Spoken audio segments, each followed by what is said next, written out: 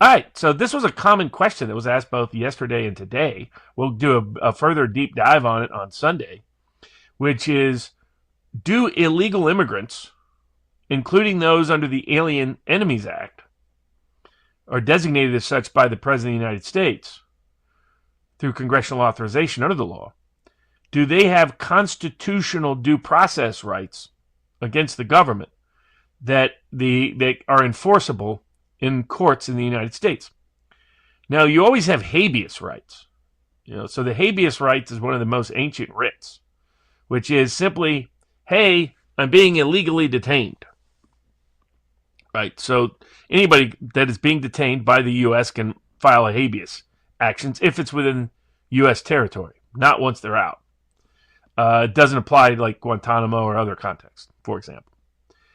Generally, there are some exceptions, but not for the most part. You can't impose habeas on the battlefield for reasons that belabor the obvious.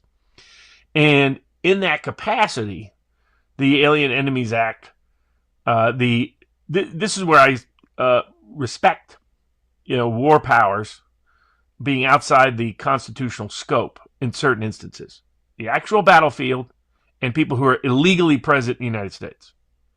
Where I disagree with people like Judge Luttig and others was the Bush administration wanted to extend that doctrine to U.S. citizens located within the U.S.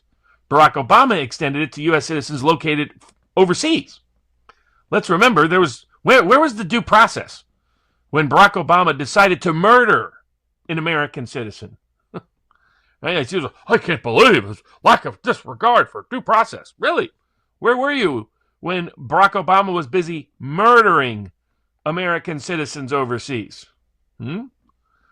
Like he did. Drone bombed U.S. citizens deliberately to kill them. Or Luttig with George W. Bush, who wanted to say you could treat U.S. citizens located within the U.S. territory as you could just strip them of all rights under war powers law. So I don't support either of those exceptions.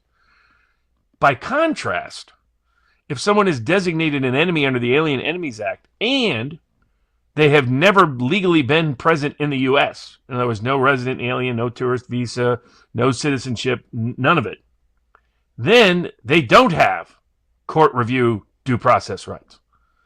And some people, and this is a good question asked in the reply thread today, was what about the fact the Alien Enemies Act was passed in 1798, but the 14th Amendment wasn't passed until the Civil War or thereafter? Does that mean the 14th Amendment limits the scope of the Alien Enemies Act? Well, for this case, we have a case called Wong Wing versus the United States. It always reminds me of the good governor, Edwin Edwards from Louisiana, who was the most quotable politician in American history. He once told folks, he nominated someone to the state senate, I think. He said, it was a woman. He said, so this shows that if you sleep with Edwin Edwards, you can become a senator. Of course, there's not enough room in the Senate for all of them. Another supposed statement he made was he was accused of sleeping with 5 women in one night. And Edwards came out and said, that's a complete lie. That dude was gone when the 6th one came in. Famously ran against David Duke, said vote for the crook, it's important. He said he was a womanizer, David Duke was a little girlizer. I mean, there's just a bunch of crazy Edwin Edwards quotes. But years ago, he used to sneak off to Vegas to gamble when he wasn't supposed to be while he was governor. And he went by a pseudonym known as like John Wong or something like that.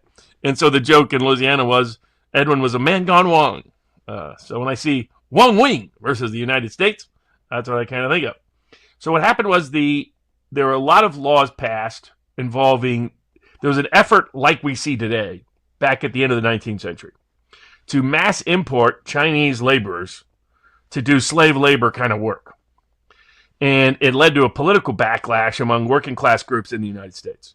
It's led to a range of laws limiting access to Chinese immigrants. And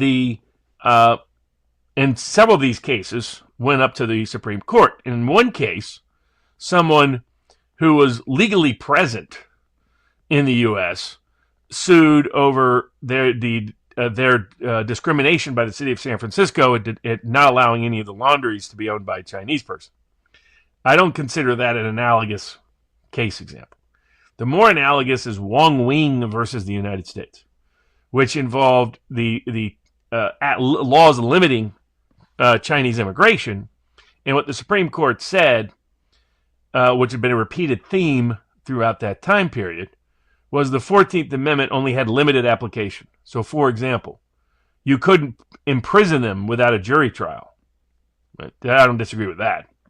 They're saying any form of imprisonment requires, within the U.S. territory, outside of wartime, requires a jury trial. But other than that, they made clear that due process did not limit deportation. Let me give you some of the quotes. No limits can be put by the courts upon the power of Congress to protect by summary methods the country from the advent of aliens whose habits render them undesirable as citizens. Or, no limits can be put by the courts upon the power of Congress to expel such aliens if they have already found their way into their land and unlawfully remain therein. So note that. No limits can be put by the courts upon the power of Congress to protect by summary methods. What are summary methods? You're grabbing them and taking them out. End of story. The country from the advent of aliens whose habits render them undesirable as citizens. And no limits can be put by the courts upon the power of Congress to expel them if they found their way into our land. You find somebody in your house, you don't got to call a judge or cop first to kick their rear ends out. That's always been the case, and that makes eminent sense.